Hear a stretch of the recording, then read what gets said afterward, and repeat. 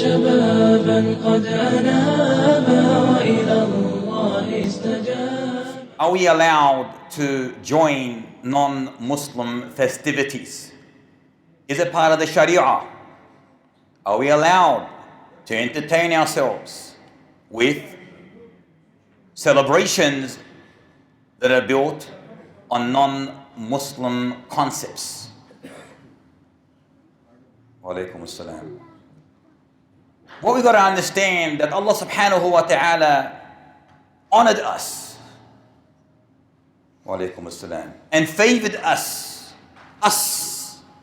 in this era and to the end of days to be part of the greatest nation to ever exist, the nation of our beloved teacher Muhammad ibn Abdullah sallallahu alayhi wa sallam.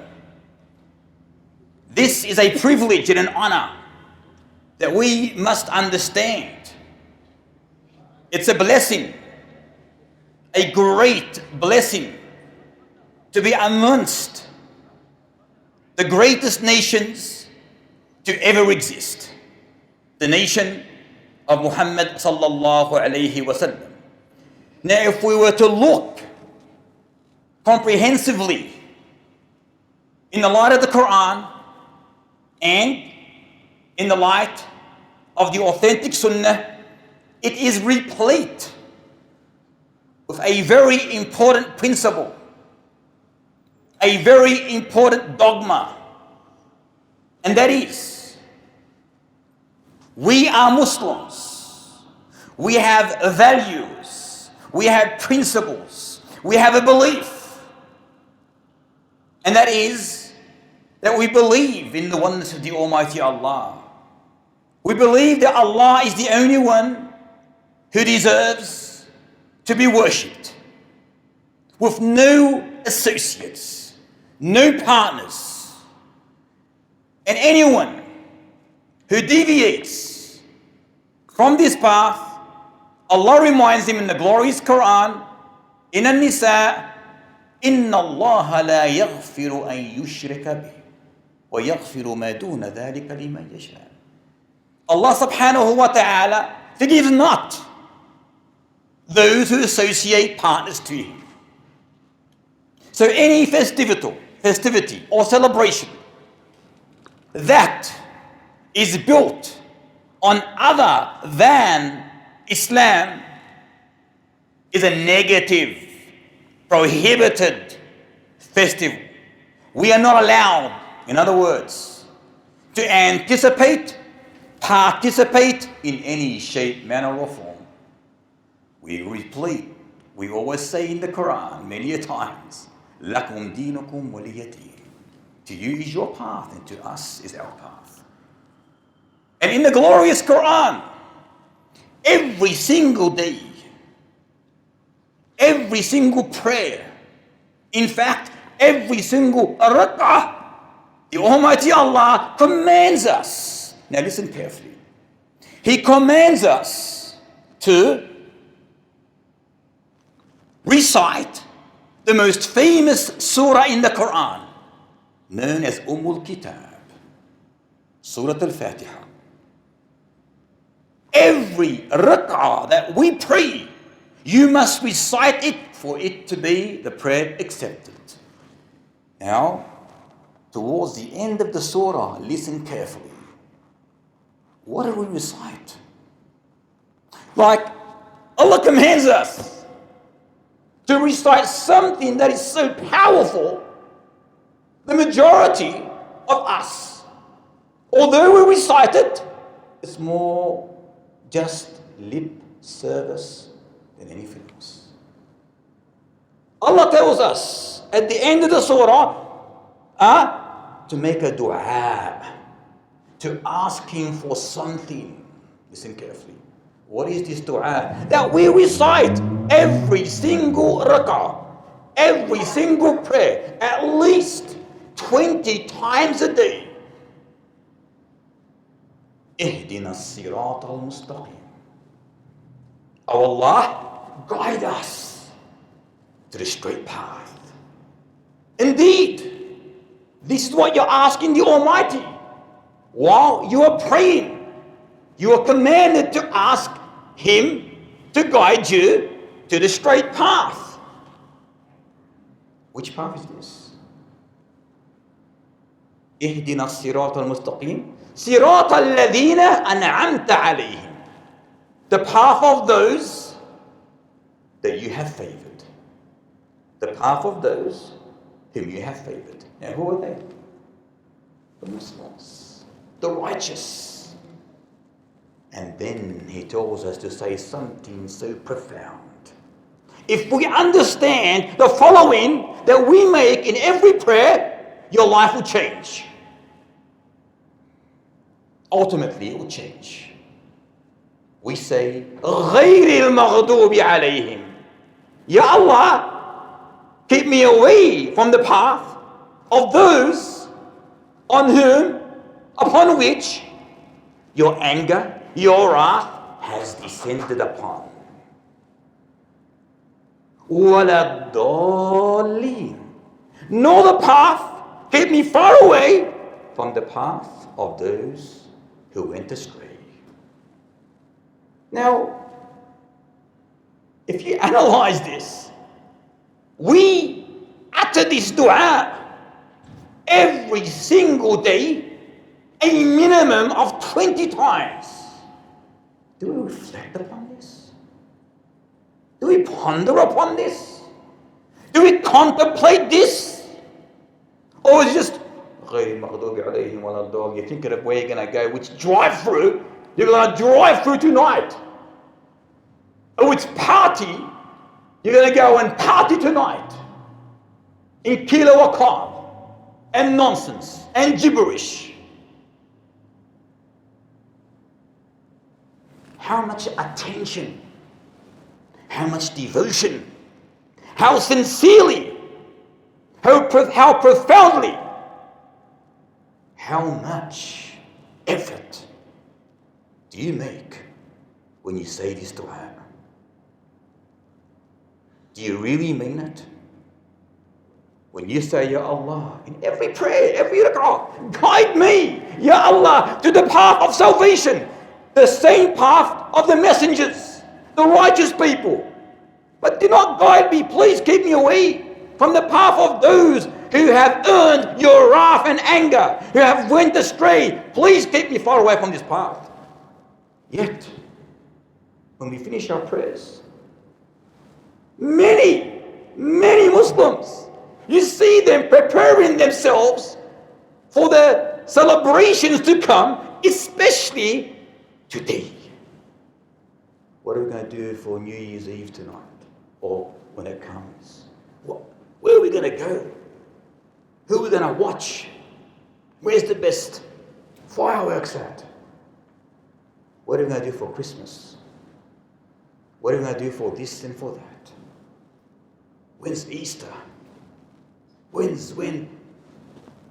Yeah, we started in prayer. Please keep me away from this path. And then as soon as you finish, you're preparing from the path that you sought to keep away from. Where's our logic? Where's our rationality? Where's our iman? Where's our taqwa? That's their path. Let them be. That's got nothing to do with us. They can enjoy themselves in that path if they so desired. That's their path. Lakum dinukum waliya din. You have your ways, and I have my way. I don't interfere in your path. It doesn't concern me. But I've got a path I've got to uphold. I've got to be steadfast on. I've got to believe in. I've got to say it with conviction and certainty from the innermost regions of this morsel. Not just you're half dead. You don't even have a clue on what you're saying. We are so easily influenced. So easily influenced. In many of us, there's this deep feeling inside us that the izzah, honor, glory, might, or respect is based only in their ways. If they do this, that's the way we're going to do it. That means salvation. It means happiness, enjoyment. It means ecstasy. It means comfort. It means happiness. It means joy. It means relief. No, it does not. It means the devil is working on you. This is what it means. This is the path that you're seeking from the Almighty to keep away from. Believe in that which Allah blessed you with. In the faith, in the deen of the Almighty Allah subhanahu wa ta'ala.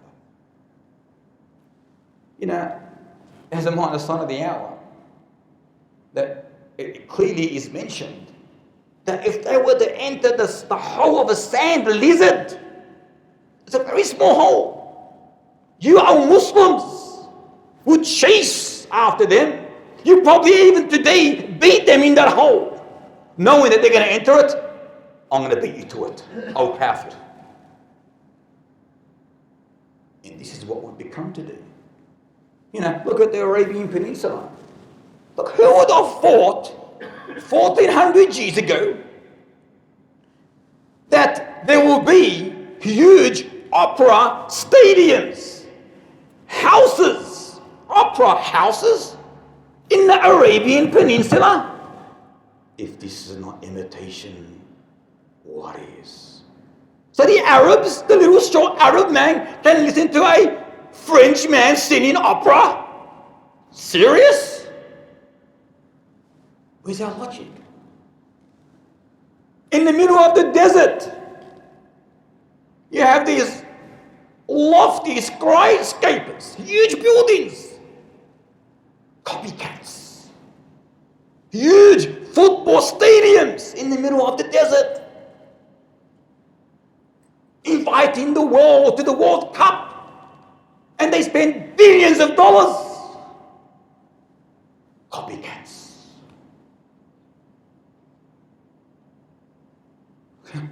We all know, even today, it's got to the extent where there's a world Muslimah. You know how there's universe or something of that sort? We have today, Ya Farouk, a what? Miss Muslima world, walking down the catwalk, whatever you want to call it, and she's modeling herself, the hijab. Who's the most fashionable Muslim world? From which country? If they were to enter the hole of a sand desert, you will enter it as well. This is indeed the signs of the hour before our very eyes. Loyalty, might, glory, respect is in La ilaha illallah Muhammadun Rasulullah. We all know the great famous hadith when our beloved teacher sallallahu alayhi wasallam warned against this. Hence, Amirul Mu'mineen of his time, Umar al-Faruq, Abu Hafs radiyallahu ta'ala an, Ibn al-Khattab, when he was riding on a horse with Abu Ubaidah al-Jarrah, the nation's trustee, and they reached a fort before they got to Syria. Umar, this Jabal radiyallahu anhu, he comes off his horse, removes his slippers, puts them on his shoulders. Abu Ubaidah says, Ya Umar, Ya Amir al-Mu'mineen, you are doing this. I feel embarrassed that those on the other side should see you in this state. Umar was not happy with the words of Abu Ubaidah. He said to him, Ya Abu Ubaidah, if anyone had said these words other than you, I would have dealt with him harshly. And then his golden statement came.